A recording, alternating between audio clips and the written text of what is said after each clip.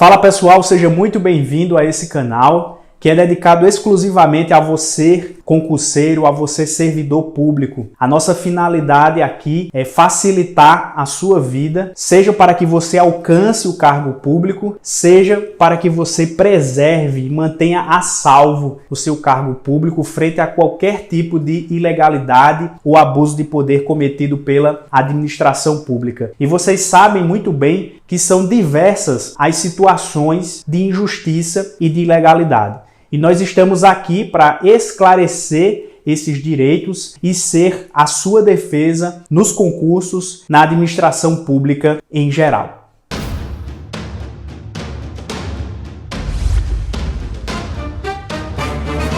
Então, pessoal, eu quero também que você seja um apoiador, um colaborador dessa nossa missão aqui de esclarecer os direitos dos concurseiros e dos servidores públicos. Então eu peço a você que já curta aqui o nosso vídeo, compartilhe com seus colegas e amigos, familiares, seja nos grupos de WhatsApp, nas redes sociais, porque isso é importante para alcançar mais pessoas. E mais importante também é você se inscrever nesse canal, ativar aí o sininho, porque você será notificado sobre todos os vídeos, quando forem publicados aqui no canal. Então você vai acompanhar, e isso vai ser bem importante aí para você estar atento ao que nós vamos trazer aqui de conteúdo. Beleza, pessoal? Então vamos lá. No vídeo de hoje nós vamos tratar sobre as implicações jurídicas dentro de uma fase específica no concurso público, que é a prova objetiva. Olha, a Constituição Federal, ela trouxe a possibilidade da pessoa alcançar, de ter acesso aos cargos públicos mediante provas ou provas e títulos. E também dentro dos requisitos que a Constituição e que as leis em geral estabelecem. Então veja só, seja qual concurso você vai prestar, a prova objetiva é aquela primeira etapa e é de suma importância,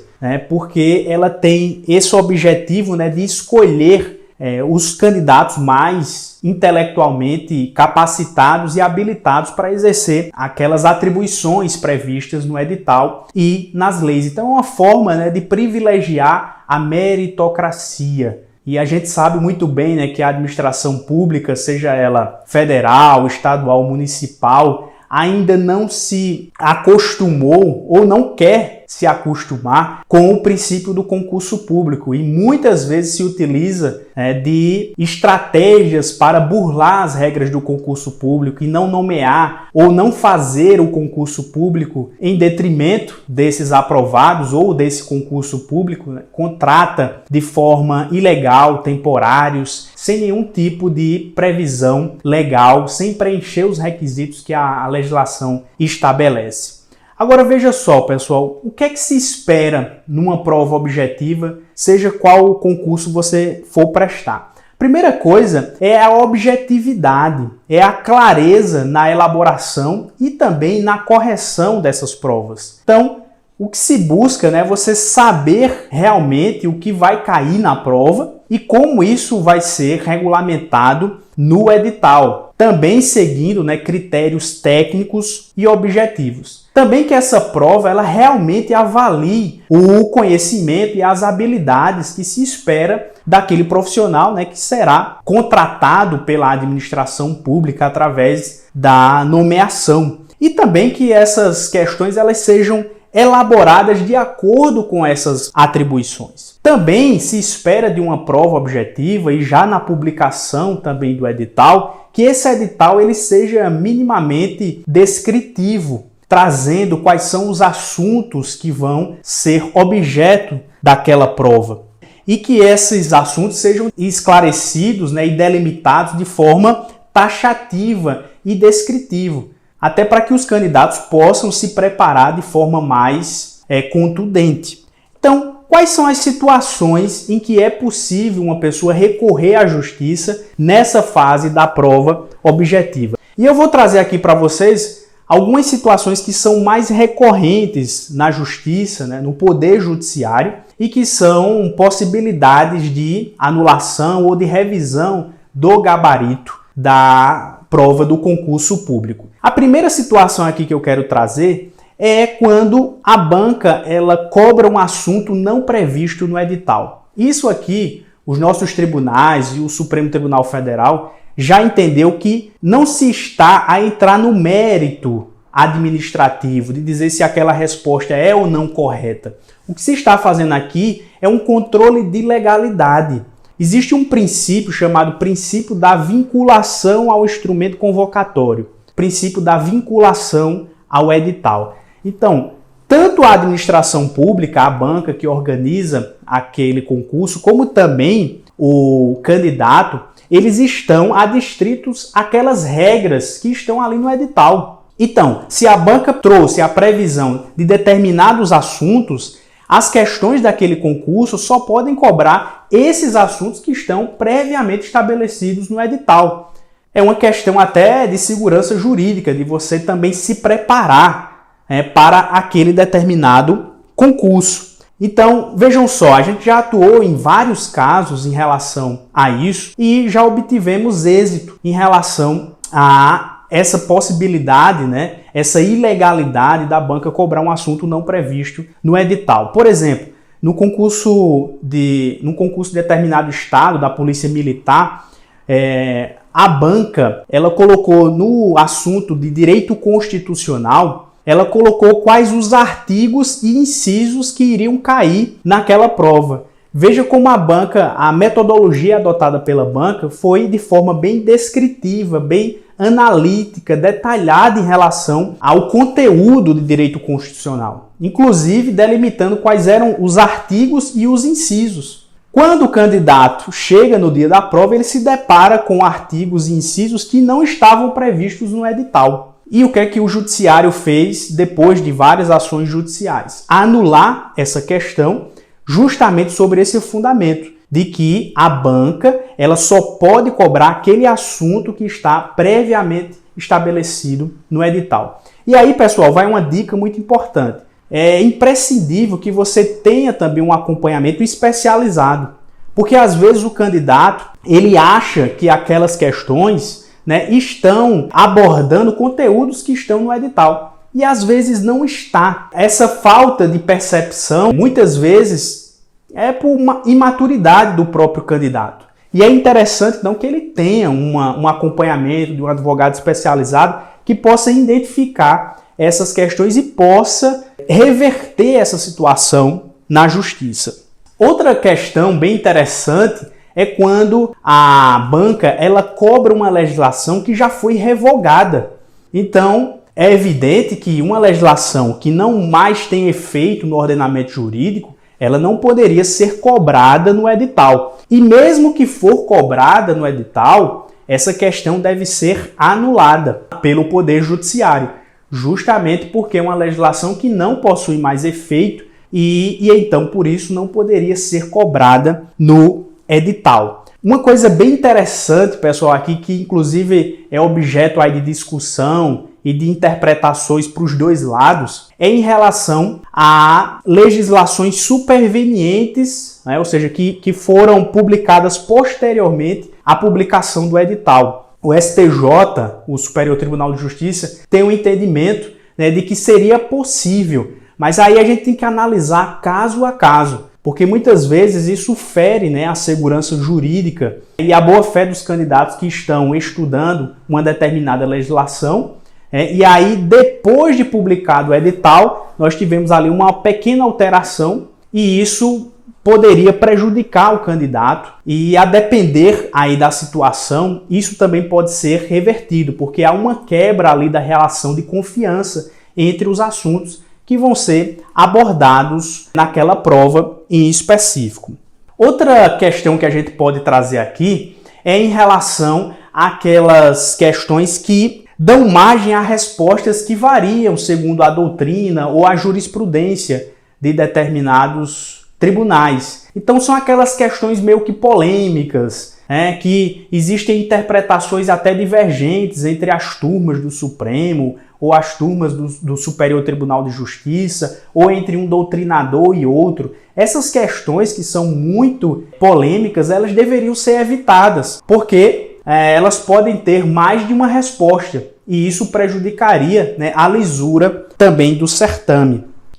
É muito comum também nas provas termos, né, enunciados meio dúbios, meio ambíguos, né, ou até mal elaborados. E isso prejudica a compreensão do candidato em relação ao que aquela questão realmente quer. Então, quando isso for verificado, essa questão também deve ser anulada.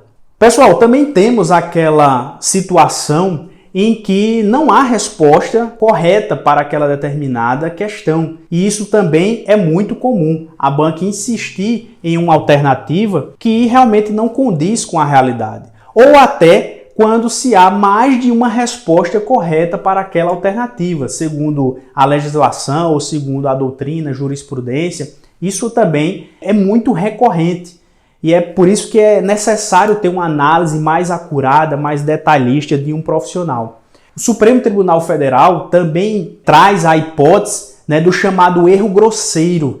É aquele erro evidente, quando a banca coloca no gabarito, né, uma questão, uma alternativa que está totalmente fora do conteúdo que realmente deve ser tido como correto pelo nosso ordenamento jurídico. E aí, pessoal, é nessas horas que o juiz ou o desembargador ele se sente mais à vontade de analisar questões do seu campo jurídico, porque ele tem mais facilidade de identificar quais são essas ilegalidades, quais são esses erros evidentes, teratológicos e grosseiros. E essa também é uma das situações em que o Poder Judiciário pode sim anular ou revisar o gabarito dado pela banca. Quanto à prova objetiva, também é importante a gente falar sobre o recurso administrativo. Veja só, o recurso administrativo é um direito do candidato. No edital do concurso tem que prever a possibilidade de recorrer do gabarito preliminar. Se não houver essa previsão, essa omissão ela é totalmente ilegal e inconstitucional. Muitos perguntam, né, se o recurso administrativo ele é obrigatório, imprescindível para depois, né, eventualmente entrar com ação judicial. E não é, o recurso administrativo ele não é obrigatório, mas em determinados casos, né, é interessante por uma questão estratégica que o candidato faça o recurso administrativo, até porque ele vai ter a oportunidade, né, de dar a oportunidade à banca de trazer a fundamentação, o porquê, as razões de não acatar o seu recurso. E essa fundamentação vai ser interessante para você impugnar judicialmente. Outra questão é sobre o julgamento dos recursos. A banca organizadora desse certame deve fundamentar de forma substancial, de forma adequada. A gente vê muitas vezes, né, um Ctrl+C, um Ctrl+V, né, nas respostas dadas aos candidatos, às vezes trazendo uma fundamentação que não tem nenhuma relação com o recurso que foi interposto pelo candidato. Então, é direito também do candidato de que haja uma fundamentação adequada quanto àquele recurso administrativo.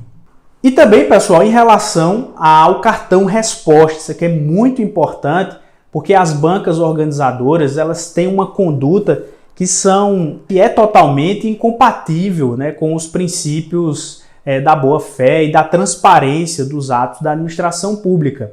É muito comum a banca só colocar um período para que o candidato possa ter acesso ao seu cartão resposta. E depois de transcorrido esse período, ele retira do site, né, a possibilidade de você ter acesso ao seu cartão resposta. Ora, é o cartão resposta a prova de quais alternativas o candidato realmente marcou. Então, se você futuramente vai ingressar com ação judicial, é necessário que você tenha a prova de quais alternativas você realmente marcou naquele concurso. E aí as bancas, né, impedem o candidato de ter acesso a esse cartão resposta. A orientação é: faça um e-mail, envie um e-mail para aquela banca exigindo esse cartão resposta.